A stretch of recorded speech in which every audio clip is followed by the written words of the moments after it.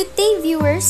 I'm Thea Denise Custodio, together with Mary Joy Atienza, as we discuss and instruct you about point-biserial correlation coefficient. Our objectives for today is to learn what point-biserial correlation coefficient is, know how to use it, and interpret its result with clarity. So, without further ado, let's begin. What is point-biserial correlation coefficient? The point-biserial correlation coefficient measures the strength of the relationship between a continuous variable and a binary two-category variable, also called a dichotomous variable. It is used when one variable has numerical values and the other has only two possible outcomes. The formula for the point-biserial correlation is phi equals sample mean x bar 1 minus x bar 2 over sample standard deviation s sub x times square root of sample sizes n1 and n2 over total sample size n times n minus 1. For the s sub x, standard deviation equals summation of s squared deviation x sub I minus x bar squared over degrees of freedom n minus 1. So furthermore, let's move on to this example. In this table, we have a scenario about the relationship between attendance and skills test score. For our context, a researcher is interested in exploring whether there is a relationship between nurses' attendance, the present versus absent, and skills test score. The researcher wants to know if present nurses tend to have more skills than absent nurses. For our variables, we have two. The first one is attendance. It is a dichotomous or binary variable with two categories. The number 2 indicates that the nurse is present, and the number 1 indicates that the nurse is absent.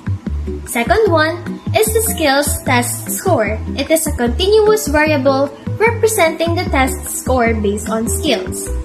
Now, how do we solve this table? So the first step po is to find the mean of x. And our x is the skills test score. Ang gagawin lang naman po natin dito ay ipag-a-add po natin lahat ng values at i-divide po natin kung ilan yung given na values. So, the total of 78, 72, 85, 70, 90, 82, 75, 88, 73, and 86 is equal to 799.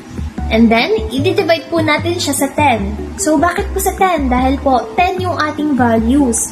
So, 799 divided by 10 is equal to 79.9. Yun po yung ating mean. So, the next thing po that we are going to do is to find the difference of each values po ng ating variable x sa kanyang mean. So, sa una po natin given, di ba, we have 78. Ima-minus po natin siya sa ating mean, which is yung 79.9. And mag-i-equate po siya sa negative 1.9. The same goes po sa lahat po ng values ng ating variable x hanggang sa matapos po natin yung ating column. After po nun, we are going to square them or we are going to multiply each values ng ating variable x sa kanilang sarili. So, sa una pong given, we have negative 1.9 as our result po kanina. We are going to square it or we are going to multiply it with their same value. So, negative 1.9 times negative 1.9 is equal to 3.61. So, again po, the same goes hanggang sa matapos po yung ating column. And we must remember na dahil isa-square po natin lahat po ng ating naging previous values ay mawawala na po yung negative sign because negative times negative is equal to positive. And then, after po nun, we are going to find the summation po ulit ng ating huling column. So, 3.61, 62.41, 26.01, 98.01, 102.1, 4.41, 24.01, 65.61, 47.61, and 37.21 equates to 470.99. The solution will be phi equals sample mean 84.83 minus 72.50 over sample standard deviation 7.2340 times square root of sample sizes 6 and 4 over total sample size 10 times 10 minus 1 is equals to 0.89. So our interpretation is a correlation coefficient of 0.89 indicates a strong positive correlation. This means that the attendance group with a higher label also tends to have a higher average skills test score compared to the other group. And that concludes our presentation. Thank you for listening and have a great day ahead.